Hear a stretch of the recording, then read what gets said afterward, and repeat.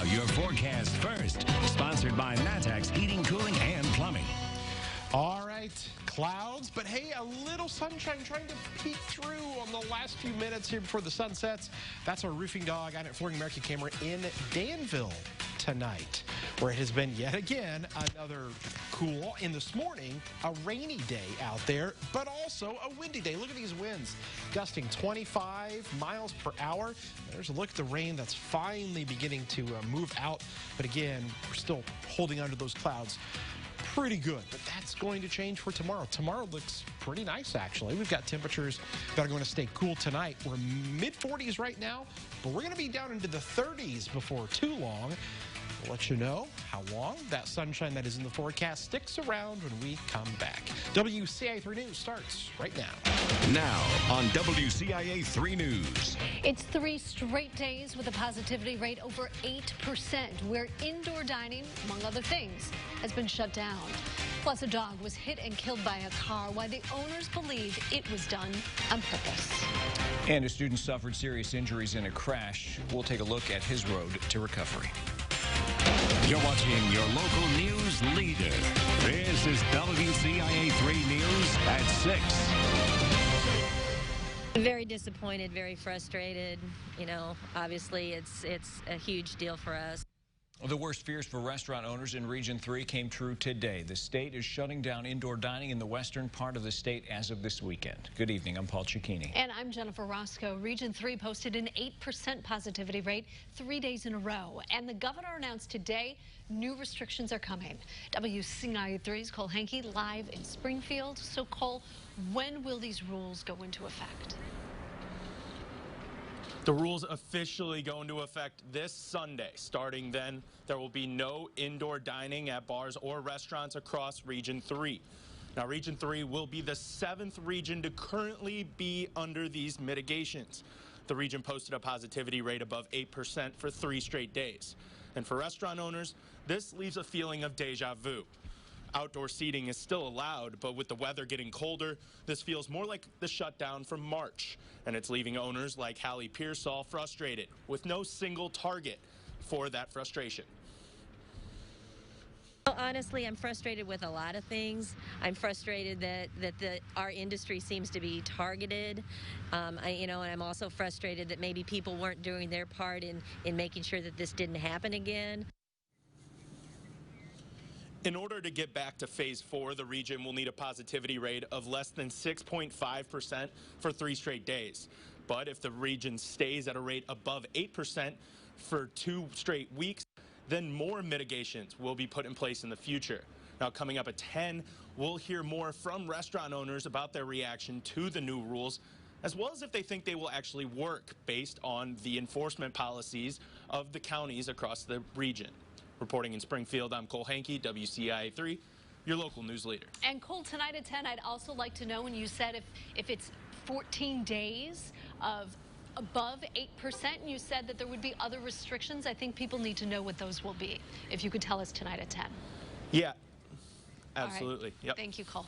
The other central Illinois region, the other one, could be under more restrictions as well in central Illinois. We just told you about Region 3.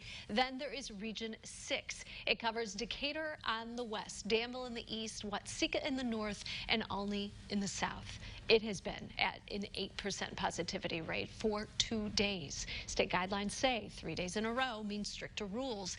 They haven't made the announcement yet, the state, but it would put Region 6 under what's called, like Cole was saying, this Tier 1 mitigation. Again, no more indoor service at restaurants and bars, and they can stay open no later than 11 and open up no earlier than 6. Just because you may have been meeting with your grandkids or your kids or whoever, that aren't living in your household, if you're doing that now with community transmissions so high, there's a higher likelihood that you could get infected from that. Pride says they're also concerned with large weddings, some as big as 250 people. They say if those are planned, the health district will likely show up and tell people to leave. So the state's 7-day positivity rate is up again, now at 6.9% for that positivity rate. 6,300 new cases in the state in the last 24 hours. That's a new record here in Illinois. More bad news, 395,000 overall infections since the pandemic came to the U.S. here in Illinois specifically. That number, 56 more people have died in the last 24 hours in Illinois. That includes people in central Illinois from Christian, Edgar, Ford, and Macon counties. Illinois has lost a total of almost 9,700 people from the virus. Now, a man in Springfield is charged with intimidation after being accused of threatening to blow up a Black Lives Matter sign in front of a church. The Sangamon County State's Attorney says Caleb May called the pastor of First Church of Brethren, which displayed the sign on its property. The state's attorney says May threatened to blow up the sign with the intention of forcing the church to remove it. May's also charged with telephone harassment. He could face up to 5 years in prison. A Tolono man is calling for justice after he says a woman intentionally killed his dog. WCIA 3's Courtney Bunting is live in our newsroom. Courtney, what a horrible story. So what happened? And Jennifer, this was after an argument he says he had with the woman who hit the dog, that he says hit the dog rather, Tuesday night. He says she hit the dog with her car and never stopped driving. Who's always by your side. That's why owner Rob Cunningham says he feels a little empty without her. You know, I felt like I failed my daughter. I'm supposed to protect them. Roxy died after she was hit by a car Tuesday night, but Cunningham says it was no accident. He says a woman was at his house in Tolono visiting one of his roommates. She and Cunningham got in a fight. She ended up going to leave. I was out at the back of the driveway there in the road. She backed out.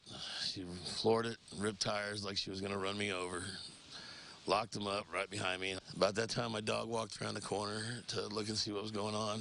And she just, she floored it. My dog rolled up underneath the car. She drug her for about a block.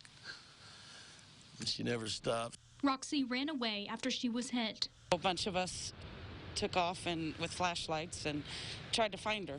Eventually, she was found and taken to a clinic, but she didn't make it. Cunningham says he wants justice. I want her to pay for this.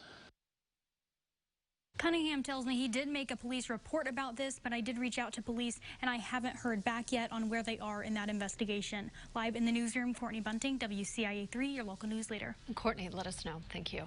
A Taylorville man was killed in a shooting Tuesday in Florida. It happened in Panama City. Two men were working a construction job, and they got into an argument. Police say that's when 40-year-old David Donaldson shot 55-year-old Gordon McKinney. When a co-worker rushed to help McKinney, they say Donaldson pointed a gun at him.